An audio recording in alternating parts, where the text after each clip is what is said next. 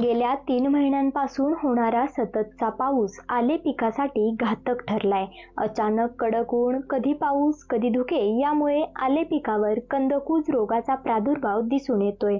हातातोंडास आलेले पीक वाचवण्यासाठी शेतकऱ्यांनी कोणते जैविक आणि रासायनिक उपाय करावेत याविषयी तालुका कृषी अधिकारी मुकेश्वर घोडगे यांनी केलेले हे मार्गदर्शन।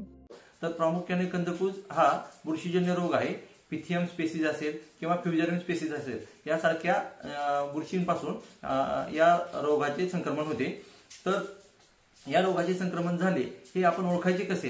तर या ठिकाणी जो नवीन फुटवा आहे त्या फुटव्याची जी पानं आहेत ती पानाच्या कडा या ठिकाणी पिवळसर पडण्यास सुरुवात होते।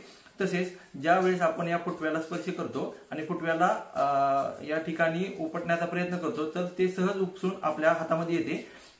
त्यामध्ये जे कंद आहे त्या कंदामध्ये या ठिकाणी पाण्याचं प्रमाण वाढलेलं असतं आणि ज्यावेळेस आपण कंद दाबून बघतो तर त्याच्यामधून उग्र असं वासाचं या ठिकाणी पाणी बाहेर पडतं। तर त्यावेळेस आपण ओळखायचं की कंदकुजीचे संक्रमण झालेलं आहे। कंदकुजीचे संक्रमण रोखण्यासाठी प्रामुख्याने शेतकऱ्यांनी निरोगी बियाण्याची निवड करावी। निरोगी बियाण्याची निवड सर्वात महत्त्वाची आहे। त्यानंतर या ठिकाणी बियाण्याची लागवड करताना या ठिकाणी बियाण्याला ट्रायकोडर्मा जैविक बुरशीनाशक आहे त्याची 5 ग्रॅम प्रति लिटर पाणी याचा वापर करून 20 ते 30 मिनिटांमध्ये द्रावणामध्ये बुडवून या ठिकाणी त्यानंतरच या ठिकाणी आलेची लागवड करावी। तर सुरुवातीच्या काळामध्ये ज्यावेळेस या ठिकाणी कंदकुजीचं संक्रमण दिसतं त्यामध्ये शेतकऱ्यांनी जैविक बुरशीनाशकाचा वापर करावा। त्यामध्ये ट्रायकोडर्मा असेल, सुडोमोनास असेल यासारखे जैविक बुरशीनाशकाचा वापर करून या ठिकाणी सुरुवातीच्या काळामधले संक्रमण रोखता येऊ शकतं। जर संक्रमण वाढलेलं असेल तर या ठिकाणी रासायनिक बुरशीनाशक आहेत याकडे शेतकऱ्यांनी वळावं। रासायनिक मध्ये प्रामुख्याने मेटॅलॅक्झिल 5% असेल प्लस मॅन्कोजेब 64% यासारखे रासायनिक बुरशीनाशक वापरून या ठिकाणी कंदकुजीचं प्रमाण या ठिकाणी कमी करता येऊ शकतं।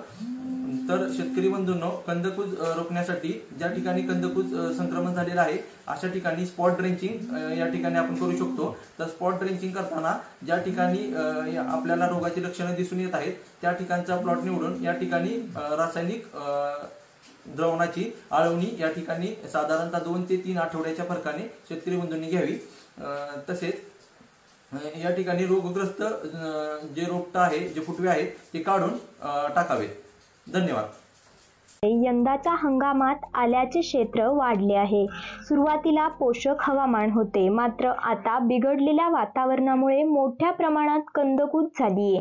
हिरवेगार आल्याचे प्लॉट आता पिवळे पडू लागलेत। यामुळे पीक वाचवण्यासाठी आले उत्पादक शेतकऱ्यांची धडपड सुरू आहे। लोकल 18 साठी सांगलीहून प्रीती।